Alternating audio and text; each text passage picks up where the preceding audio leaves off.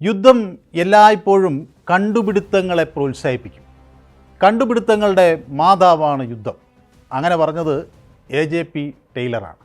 ഒന്നാം ലോകമഹായുദ്ധത്തിൽ ടാങ്കിൻ്റെയും രണ്ടാം ലോകമഹായുദ്ധത്തിൽ അണുബോംബിൻ്റെയും ആവിർഭാവത്തിൻ്റെ പശ്ചാത്തലത്തിലാണ് ബ്രിട്ടീഷ് ചരിത്രകാരനായ AJP ടെയ്ലർ അങ്ങനെ വാദിച്ചത്. ഏതായാലും ആ ഉദ്ധരണി ഇപ്പോൾ ശരിയാണോ എന്ന സംശയം ശക്തിപ്പെടുകയാണ്. 1990-ൽ ടെയ്ലർ അന്തരിച്ചു. പക്ഷേ അദ്ദേഹത്തിൻ്റെ ഉദ്ധരണി പല യുദ്ധമുഖത്ത് നോക്കിയാലും ശരിയാകുന്നതായി നമുക്ക് കാണാൻ കഴിയും. ഗൾഫിലായാലും അഫ്ഗാനിസ്ഥാനിലായാലും യുക്രൈനിലായാലും സിറിയയിലായാലും അവിടെയൊക്കെ നടന്ന ഈ യുദ്ധങ്ങളിൽ പല പുതിയ കണ്ടുപിടുത്തങ്ങൾ ഉണ്ടായിട്ടുണ്ട്. ഇപ്പോഴേറ്റവും ഒടുവിൽ ഡ്രോണുകളുടെ വരവാണ് ടെയ്ലറുടെ വാദത്തിന് കൂടുതൽ സ്ഥിരീകരണം നൽകുന്നത്. സിറിയൻ വിമത ഗ്രൂപ്പായ HTS അഥവാ ഹയാത്ത് തഹരീർ അൽ ഷാം ദീർഘകാലം ആഭ്യന്തര യുദ്ധത്തിലായിരുന്നു. അങ്ങനെയാണ് അവർ സിറിയ കീഴടക്കുന്നത്. സിറിയ കീഴടക്കുന്നതിൽ ഫസ്റ്റ് പേഴ്സൺ വ്യൂ FPV ഡ്രോണുകൾ പ്രധാന പങ്ക് വഹിച്ചതായാണ് പറയപ്പെടുന്നത്. 2000-ൽ തൻ്റെ പിതാവിൽ നിന്നാണല്ലോ ബഷാർ അൽ അസദിന് ഈ ഭരണത്തിൻ്റെ അവകാശം കിട്ടുന്നത്. അദ്ദേഹത്തിന് ഒടുവിൽ മോസ്കോയിലേക്ക് വിമാനം കയറേണ്ടി വന്നു. അദ്ദേഹത്തിൻ്റെ പതനത്തിന് ഈ ലോകം സാക്ഷിയായി. ഇത് സിറിയയിലെ അരനൂറ്റാണ്ടോളം വരുന്ന ഒരു ഭരണത്തിനാണ് അന്ത്യം കുറിച്ചത്. ആ നിർണായകമായ യുദ്ധത്തിൽ ഡ്രോണും ക്രൂയിസ് മിസൈലുകളും ഉൾപ്പെടെയുള്ള സാങ്കേതിക വിദ്യ വളരെ നിർണായകമായ പങ്ക് വഹിച്ചു. ഇത് എങ്ങനെയാണ് ഈ വിമതസേനയ്ക്ക് ഇങ്ങനെ ഇതെല്ലാം ഒപ്പിക്കാൻ കഴിഞ്ഞത് എന്ന് ലോകം വലിയ ആശ്ചര്യത്തോടു കൂടിയാണ് ഉറ്റുനോക്കിയത്. ക്രൂയിസ് മിസൈൽ നിർമ്മാണത്തിൻ്റെ പൂർണ്ണ രഹസ്യം ഇനിയും ചുരുളഴിഞ്ഞിട്ടില്ല. പക്ഷേ ഈ FPV ഡ്രോണുകൾ നിർമ്മിച്ചത് സിറിയൻ ഗ്രൂപ്പിൻ്റെ വൈദഗ്ധ്യം തന്നെയാണ്.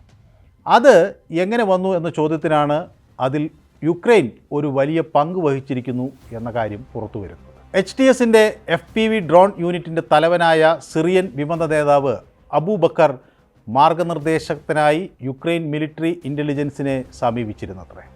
അവർ ചർച്ചകൾ നടത്തി. അങ്ങനെ യുക്രൈൻ ഈ പല സാങ്കേതിക സഹായങ്ങളും നൽകി. അതിൽ ഒരു പ്രധാന ഘടകം ഈ 3D പ്രിൻറ്റിംഗ് ഫയലുകൾ ആയിരുന്നു എന്നാണ് പറയുന്നത്. ഇത് അവരുടെ ഡ്രോണുകൾ സ്വന്തമായി നിർമ്മിക്കാനും അത് പരിശീലിക്കാനും ഉപയോഗിക്കാനും ഒക്കെയുള്ള ഒരു അവസരം അവർക്ക് അനുവദിച്ചു. ഡ്രോൺ മെക്കാനിക്സ്, ബോംബ് കാരിയറുകൾ, 3D പ്രിൻറ്റിംഗ് എന്നിവയെക്കുറിച്ച് അവർ ഞങ്ങളെ പഠിപ്പിച്ചു. ഡ്രോൺ സിഗ്നൽ ട്രാൻസ്മിഷനും ടാർഗറ്റിംഗ് സിസ്റ്റങ്ങളും വികസിപ്പിക്കുന്നതിൽ യുക്രൈൻ പരിശീലനത്തിൻ്റെ പ്രധാന പങ്ക് സ്ഥിരീകരിക്കുന്നത് ഒരു HTS ഡ്രോൺ ഓപ്പറേറ്ററായ അബു മസൈൻ ആണ്. നവംബർ പകുതിയോടുകൂടി സിറിയയിലെ വിമത സേനയുടെ ഡ്രോൺ ടീമുകൾ പൂർണ്ണമായ സന്നദ്ധത പ്രഖ്യാപിച്ചു. യുദ്ധത്തിന് തയ്യാറാണ് എന്ന് അവർ പറഞ്ഞു എന്നാണ് ഈ അബു മസൈൻ പറയുന്നത്. ആത്മവിശ്വാസത്തോടെ ഞങ്ങളത് പ്രഖ്യാപിച്ചു. HTS അംഗങ്ങളായ അബൂബക്കറും അബു മാസനും പറയുന്നത് യുക്രൈൻ്റെ പിന്തുണയും പരിശീലനവും മാർഗനിർദ്ദേശത്തിലും അതുപോലുള്ള കാര്യങ്ങളിലും മാത്രമായിരുന്നു എന്നാണ്. അസദിൻ്റെ സേനയ്ക്കെതിരായ HTSൻ്റെ ഫീൽഡ് ഓപ്പറേഷനുകളിൽ യുക്രൈൻ നേരിട്ട് ഇടപെട്ടിട്ടില്ല എന്നവർ പറയുന്നു. സിറിയയിൽ അസദ് ഭരണകൂടം തകരുന്നതിന് 2 ദിവസം മുമ്പ്, അതായത് ഡിസംബർ 6 എന്നൊക്കെ പറയാം, ഒരു കാര്യം പുറത്തു വന്നു.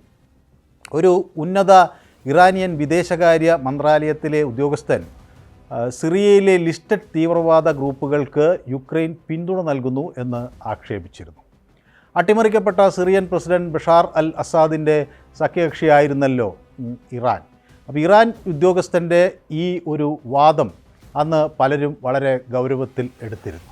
ഇറാൻ ഉദ്യോഗസ്ഥനായ മെജ്തബു ദാമിർചിലു എന്ന ഇറാൻ വിദേശകാര്യമന്ത്രിയുടെ അസിസ്റ്റൻറ്റും ഒപ്പം വിദേശകാര്യ മന്ത്രാലയത്തിലെ യുറേഷ്യൻ ഡിപ്പാർട്ട്മെൻറ്റിൻ്റെ ഡയറക്ടർ ജനറലും യുക്രൈൻ്റെ നടപടികളെ ഭീകരവാദം തടയുന്നതിനും നേരിടുന്നതിനുമുള്ള അന്താരാഷ്ട്ര പ്രതിബദ്ധതകളുടെ നഗ്നമായ ലംഘനം എന്ന് വിശേഷിപ്പിച്ചു.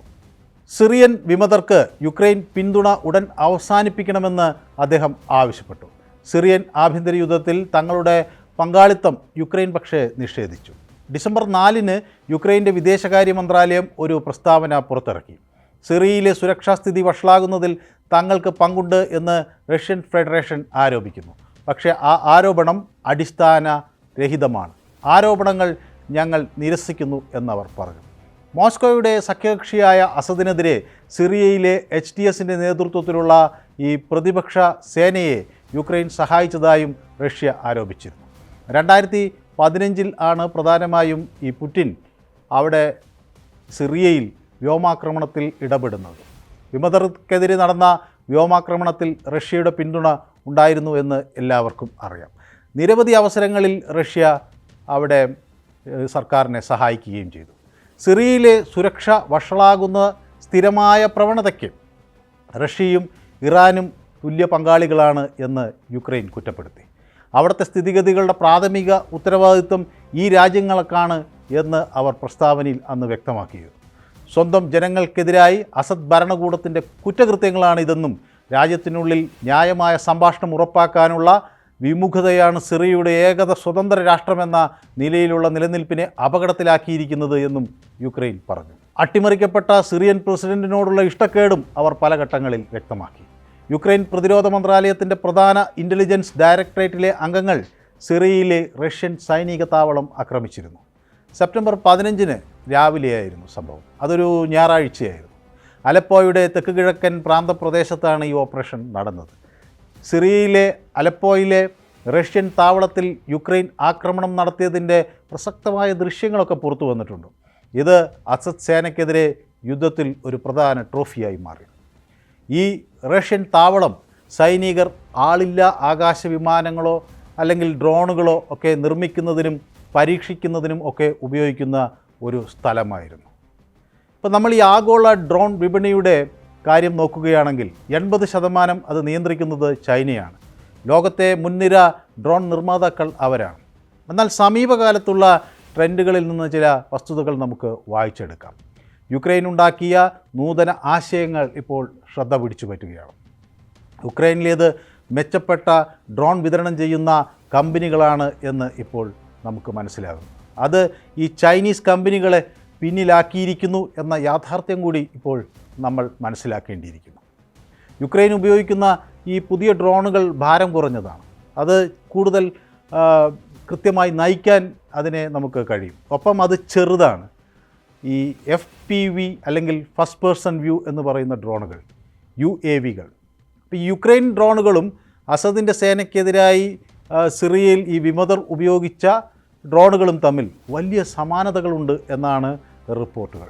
യുക്രൈൻ സൈന്യം നൽകിയ 3D പ്രിൻ്ററുകൾ ഉപയോഗിച്ചാണ് ഡ്രോണുകൾ വൻതോതിൽ ഉൽപ്പാദിപ്പിക്കാൻ വിമതസേനയ്ക്ക് കഴിഞ്ഞത്.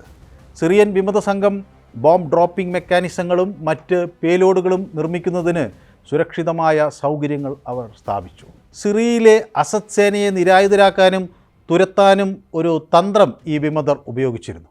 അത് റഷ്യൻ സൈന്യത്തിന് എതിരെ ഖാർക്കീവ് മേഖലയിൽ ഉക്രൈൻകാർ ഉപയോഗിച്ച അതേ തന്ത്രം തന്നെയാണ്. അതുപോലെ ഈ FBPകൾ വളരെ ഫലപ്രദമാണ് അത്തരം ഘട്ടങ്ങളിൽ എന്നത് തെളിയിക്കുകയും ചെയ്തിട്ടുണ്ട്.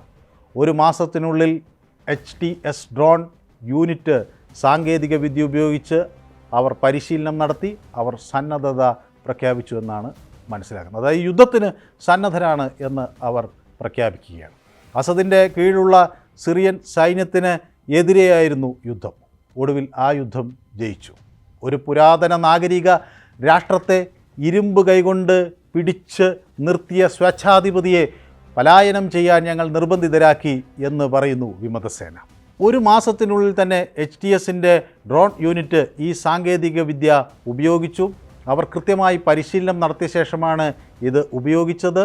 അങ്ങനെ അവർ ആ പരിശീലനം എല്ലാം കഴിഞ്ഞപ്പോൾ യുദ്ധത്തിന് തങ്ങൾ തയ്യാറാണ് എന്ന സന്നദ്ധത കൂടി പ്രഖ്യാപിച്ചു. അസദിൻ്റെ കീഴിലുള്ള സിറിയൻ സൈന്യത്തിനെതിരെ അങ്ങനെ യുദ്ധം നടന്നു. ഒടുവിൽ ആ യുദ്ധം അവർ ജയിച്ചു. ഒരു പുരാതന നാഗരിക രാഷ്ട്രത്തെ ഇരുമ്പ് കൈകൊണ്ട് പിടിച്ചു നിർത്തിയ സ്വേച്ഛാധിപതിയെ പലായനം ചെയ്യാൻ നിർബന്ധിതരാക്കി ഞങ്ങൾ എന്ന് പറയുന്നു വിമതസേന. ഗുണഭോക്താക്കളിൽ ഒരാളായ പുടിൻ്റെ അഭയകേന്ദ്രത്തിൽ ഒടുവിൽ എത്തി ബഷാർ അൽ അസദ്. ഏതായാലും ഈ യുദ്ധത്തിൽ നിർണായകമായ പങ്ക് യുക്രൈൻ വഹിച്ചു എന്ന് ആളുകൾ വിശ്വസിക്കുന്നു. അത് എത്ര വലുതാണ് എന്നത് വരും ദിവസങ്ങളിൽ കൃത്യമായി മനസ്സിലാകും.